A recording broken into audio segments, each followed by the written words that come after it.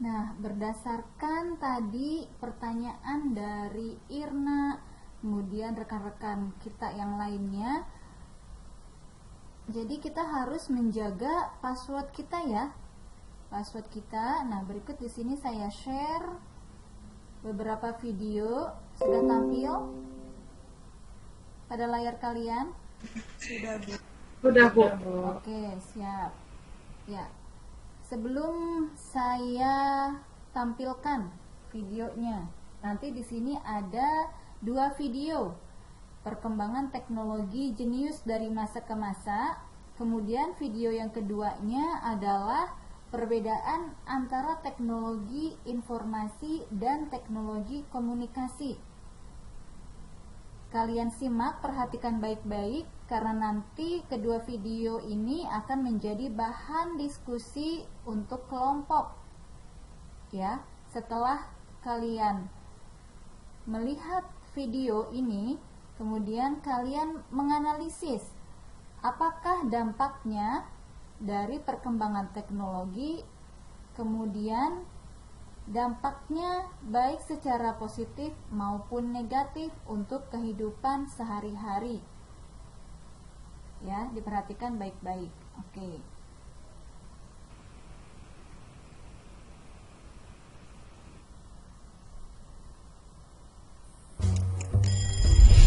Setiap pagi mungkin kita bangun karena dengar suara alarm di HP kita. Sambil melek di pinggir kasur, buka HP dulu, update media sosial, dan sehabis mandi langsung berangkat ke sekolah naik ojek online, dan kalau mau jajan tinggal pesen makan. Semua lewat HP kita.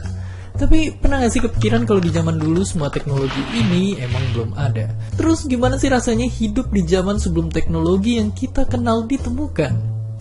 Jadi lebih enak mana hidup di zaman sekarang atau tahun 50-an?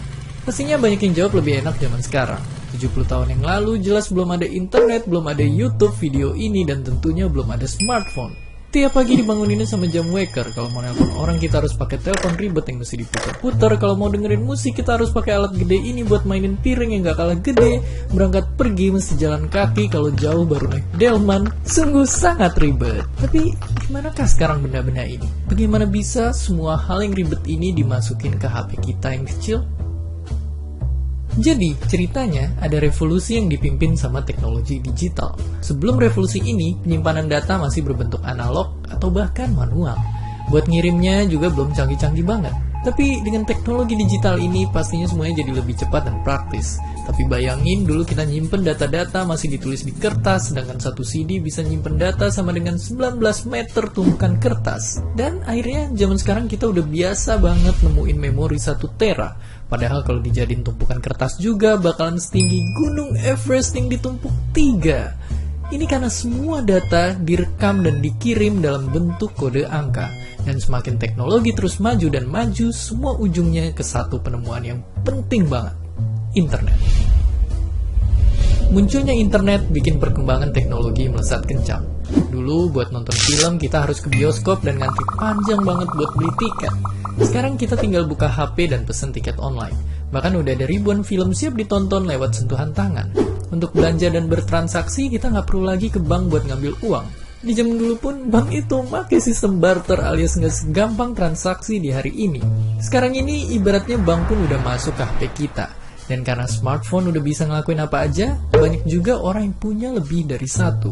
Saking banyaknya pengguna HP, kalau semua smartphone aktif di dunia dijejerin, barisannya bakal muterin bumi 10 kali. Sungguh sangat banyak. Jadi, kalau di sisi teknologi, emang zaman sekarang menang telak. Yang dulu perlu banyak tempat penyimpanan harus kesana kemari, atau harus nunggu lama, sekarang ada semua di HP kita. Asal jangan sampai kecanduan stalking sosial media mantan tiap malam. Dan seperti biasa, terima kasih. Terima kasih udah nonton Kok Bisa. Nah, baru saja kita menyaksikan satu video perkembangan teknologi jenius dari masa ke masa. Nah, silakan kalian tuliskan dampaknya kira-kira secara positif maupun negatif sebelum dibagi kelompok. Jadi sudah bersiap-siap, nanti kita brainstorming ya, saling bertukar pikiran. Oke, Selanjutnya kita saksikan video kedua, perbedaan antara teknologi informasi dan teknologi komunikasi. Siap? Kita lanjutkan. Pertanyaan lagi? Tulis aja di kolom komentar di bawah. Keep asking and stay curious.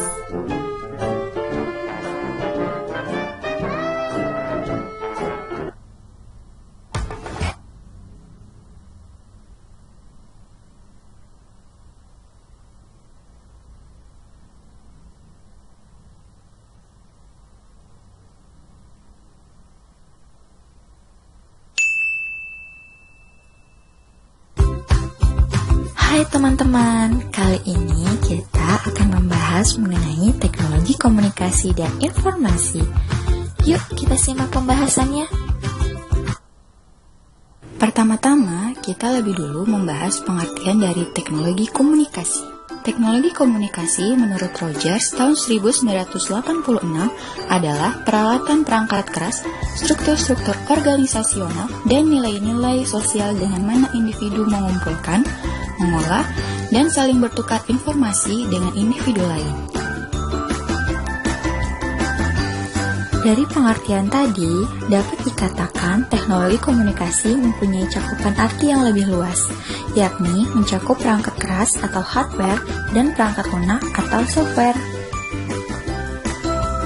Kira-kira apa aja ya yang termasuk perangkat keras atau hardware? Nah, yang pertama ada telepon. Telepon pertama kali ditemukan oleh Alexander Graham Bell pada tahun 1876. Telepon adalah peralatan teknologi yang digunakan untuk berkomunikasi antara dua orang dengan menggunakan suara. Yang kedua, ada ponsel seluler, yaitu alat komunikasi tanpa kabel yang mudah dibawa kemana-mana. Yang ketiga, ada fax mail. Fax mail digunakan untuk mengirim tulisan kepada sesama alat tersebut melalui sambungan telepon. Yang keempat, ada telegram. Telegram adalah peralatan komunikasi untuk mengirim sandi melalui jaringan telepon. Nah, yang terakhir ada walkie-talkie. Walkie-talkie adalah peralatan komunikasi antara dua orang menggunakan pesawat khusus atau HT yang tanpa kabel. Nah, sekarang kita bahas yuk yang perangkat lunak atau software. Yang pertama ada Line. Line adalah sebuah aplikasi pengirim pesan instan dan penggunanya dapat mengirim pesan teks, gambar, video, dan pesan suara.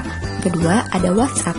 Dengan WhatsApp kita dapat melakukan obrolan online, berbagi file, bertukar foto, dan lainnya. Yang ketiga ada Instagram. Instagram itu apa sih? Instagram adalah aplikasi berbagi foto dan video ke berbagai layanan jaring sosial. Yang keempat ada Snapchat. Snapchat penggunanya dapat mengambil foto, merekam video, dan mengirimkannya ke daftar penerima yang ditentukan. Nah, yang terakhir ada BBM. BBM cara penggunanya simpel banget, yaitu dengan menghubungkan nomor PIN yang eksklusif. Bagaimana dengan ulasan di atas? Sudah jelas bukan? Sekarang waktunya kita beralih ke teknologi informasi. Teknologi informasi mencakup sistem-sistem komunikasi seperti satelit siaran langsung, kabel interaktif dua arah, penyinaran bertenaga rendah, komputer, termasuk personal komputer, TV, video, dan kaset. Teknologi informasi mencakup makna yang lebih sempit, yakni hanya perangkat kerasnya saja. Kira-kira apa aja ya yang termasuk perangkat keras? Dari hardware, yuk kita simak. Yang pertama ada TV. TV adalah peralatan teknologi yang digunakan untuk menyampaikan informasi dalam bentuk gambar bergerak atau video. Yang kedua ada radio. Radio digunakan untuk menyampaikan informasi berupa suara di stasiun pemancar melalui frekuensi yang ditetapkan. Yang ketiga ada komputer. Komputer dapat mengolah data menjadi informasi. Dan yang keempat ada notebook. Notebook ini bentuknya praktis, dapat dilipat dan dibawa kemana-mana. Dan yang terakhir ada koran. Koran adalah media cetak yang digunakan untuk menyampaikan informasi berupa tulisan dan gambar yang terbit setiap hari. Nah, sekarang lo sudah tahu kan perbedaannya? Jadi, jangan salah lagi ya teman-teman.